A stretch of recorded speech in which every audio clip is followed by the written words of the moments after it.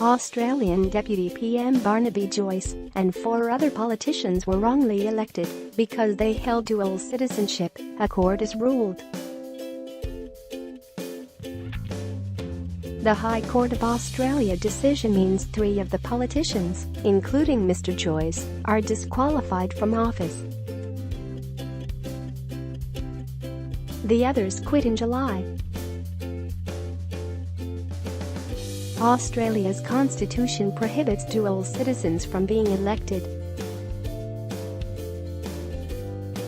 Mr Joyce's exit strips the government of its 1-seat majority, but he could return through a by-election. The Deputy Prime Minister, who renounced New Zealand citizenship in August, has pledged to recontest his lower house seat. "I respect the verdict of the court," Mr Joyce said immediately after the verdict. "We live in a marvelous democracy, with all the checks and balances. They have given us all the freedoms we see. I thank the court for their deliberations." Who are Australia's dual citizen MPs? The other 4 politicians, Fiona Nash, Malcolm Roberts, Larissa Waters and Scott Ludlam, had been elected to the Senate. Another 2 politicians under scrutiny, Senators Matt Canavan and Nick Xenophon, were ruled to have been validly elected. The dual citizenship saga has captivated Australian politics since July, prompting dozens of MPs to publicly clarify their status. What did the politicians argue? During 3 days of hearings, the government told the court that only Mr Roberts and Mr Ludlam should be disqualified, arguing the others did not know about their dual citizenship when they were elected last year. Mr Roberts claimed he had tried to revoke his citizenship. Mr Ludlam and Ms Waters, the only MPs to resign over the saga, did not offer a defense, arguing all 7 should be ineligible. What did the court say? The 7-judge bench deliberated for 2 weeks before ruling that 5 politicians were ineligible as a subject or citizen of a foreign power under to the Constitution's Section 44(I). The court ruled that Mr Canavan and Mr Xenophon were not dual citizens according to the constitutional definition.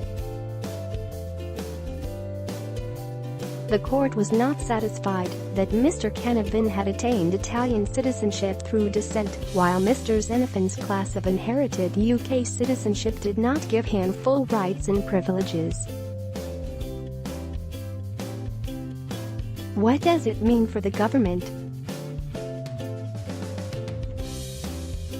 With Mr Joyce disqualified, Prime Minister Malcolm Turnbull's numbers slipped to 75 in the 150-seat House of Representatives, meaning he is now overseeing a minority government.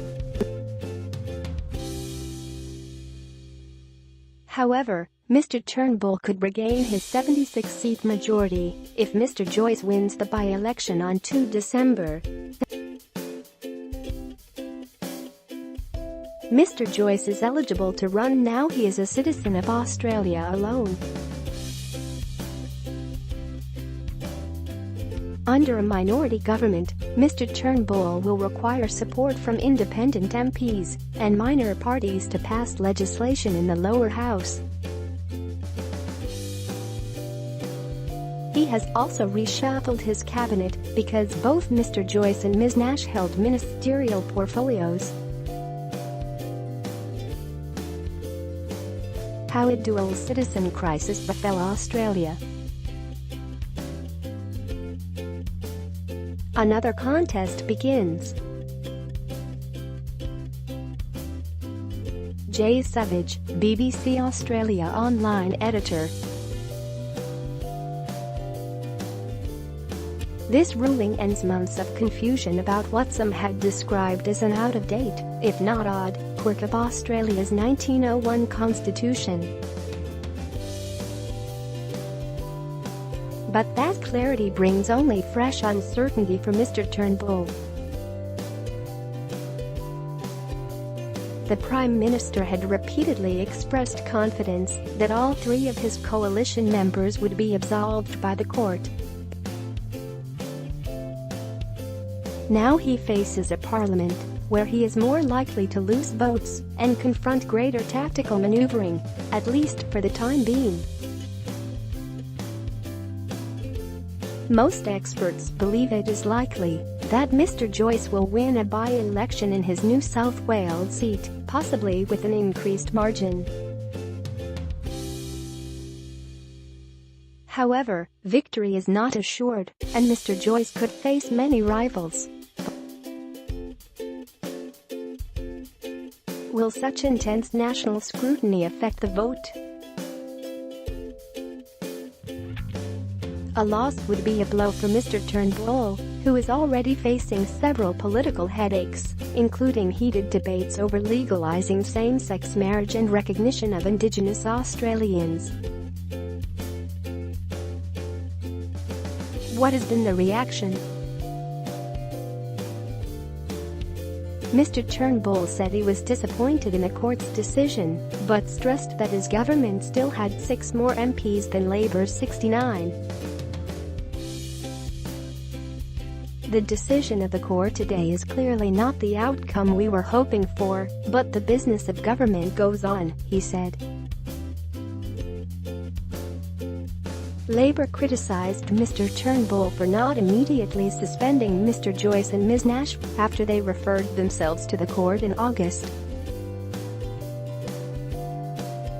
Deputy Leader Tanya Plibersek vowed to scrutinise decisions the pair had made. What about the senators? Their seats will not go to a by-election. Instead, each disqualified senator will be replaced by a member of their own party or coalition partner in a recount of votes from the July 2016 election. Despite being ruled eligible, Mr Xenophon said earlier this month that he would resign regardless of the verdict to run for South Australia's state legislature. Ms Waters has already signalled her intention to contest the next general election.